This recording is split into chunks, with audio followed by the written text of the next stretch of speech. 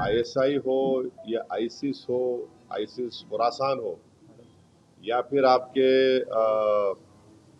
जो deep state है या एस्टेब्लिशमेंट है पाकिस्तान का, वो तो यही चाहते हैं कि इस देश में हमेशा के लिए हिंदू मुसलमानों के झगड़े चलते रहें। हम पूरे देशवासियों से अपील कर रहे हैं कि आप ऐसे वक्त पे अपनी पॉलिटिकल डिफरेंसेस होंगे, मगर आप उन लोगों को कामयाब होने मत दीजिए जो इस देश को कमज़ोर करना चाहते हैं। आईएसआई हो या आईसिस हो, आईसिस खुरासान हो, या फिर आपके जो डीप स्टेट है या एस्टेब्लिशमेंट है पाकिस्तान का, वो तो यही चाहते हैं कि इस देश में हमेशा के लिए हिंदू मुसलमानों के झगड़े चलते रहें।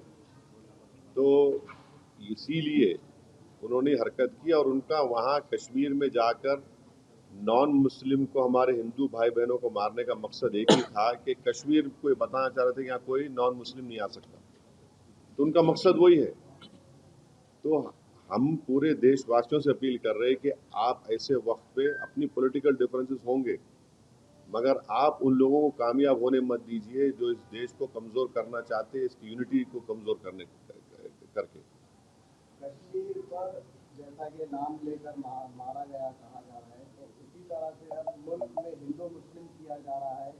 बीजेपी के लीडर जो है तो नाम लेकर पूछ कर मार रहे हैं। दादर का वाकया सामने आया है।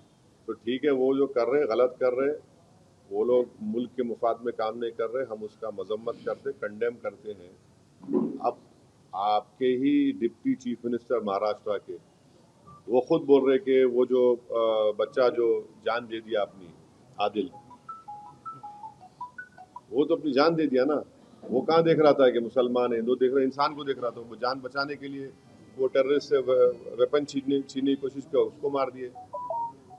तो ये जो अगर हमारे देश में से कोई कर रहा है गलत है, ये इसको हम कंडेम करते हैं। सरकार ने जो अल्टीमेटम दिया था कि जितने भी पाकिस्तानी हैं उनको अब पाकिस्तान भेजा जाए, वो चले जाए, मगर यहाँ की राज्य सरकार में जो है देवेंद्र फडणवीस बोल रहे कि पूरे गए और इतना शिंदे जी बोल रहे 160 अभी बाकी है।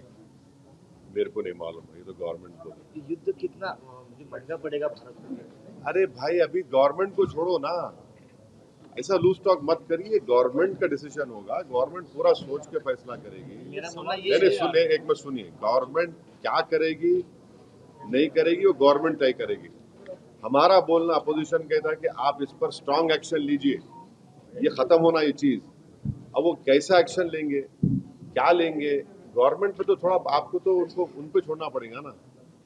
अब ये टीवी चैनल पे एंकर बैठकर ऐसा बोल रहे ऐसा होगा ऐसा, अरे भाई ये मजाक है क्या? ये ऐसा गवर्नमेंट तय करेगी, क्या डिसीजन होगा वो तय करेंगे। मगर हम मेरा डिमांड ये है कि पाकिस्तान को फिर से FATF की ग्रे लिस्ट में लाना जरूरी है। फाइनेंशियल एक्शन टास्क फोर्स में उनको ग्रे लिस्ट में लाए।